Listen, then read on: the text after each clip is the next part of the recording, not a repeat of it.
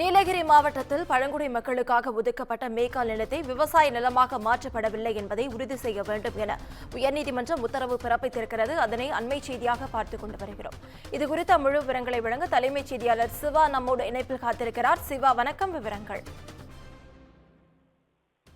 நவீனா, நீலகிரி மாவட்டத்தில் பழங்குடியின மக்களுக்காக ஒதுக்கப்பட்ட மேய்க்கால் நிலத்தில் இனி ஒரு அடி நிலம் கூட விவசாய நிலமாக மாற்றப்படவில்லை என்பதை உறுதி செய்ய வேண்டும் என வனத்துறைக்கு சென்னை உயர்நீதிமன்றம் ஒரு உத்தரவை பிறப்பித்திருக்கிறது.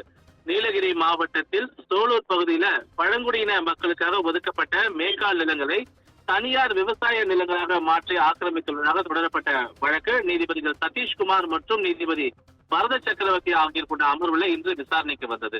அப்போது நீதிபதிகள் பழங்குடியினருடைய உரிமைகளை தடுக்கவில்லை, அவர்களை கேடயமாக பயன்படுத்துகின்றனர் என்றும், பழங்குடியினருக்கு ஒதுக்கப்பட்ட சுமார் 390 ஏக்கர் நிலங்கள்ல பழங்குடியினர் அல்லாதவர்கள் விவசாயம் செய்து வருகின்றனர் என்றும் தெரிவித்திருந்தனர்.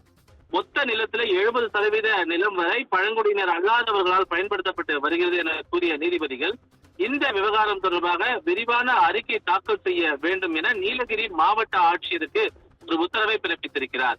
அதோடு மட்டுமல்லாமல் தற்போது விவசாயத்திற்காக பயன்படுத்தப்படக்கூடிய 390 ஏக்கர் பரப்பு மேலும் விரிவடையாமல் பார்த்துக் கொள்ள வேண்டும் என்றும் அறிவுறுத்திய நீதிபதிகள் இனி பழங்குடி மக்களுக்காக ஒதுக்கப்பட்ட ஒரு அடி நிலம் கூட விவசாய நிலங்களாக மாற்றப்படவில்லை என்பதை உறுதி செய்ய வேண்டும் என்று வனத்துறைக்கு உத்தரவு பிறப்பித்திருக்கிறார்கள். 390 ஏக்கர் பரப்பளவை அளவீடு செய்து எல்லையை வரையறுக்க வேண்டும் என்று உத்தரவிட்ட நீதிபதிகள் இந்த வழக்கின் விசாரணையை மார்ச் 7ஆம் தேதிக்கு ஒத்திவைத்திருக்கிறார்கள். நவீனா,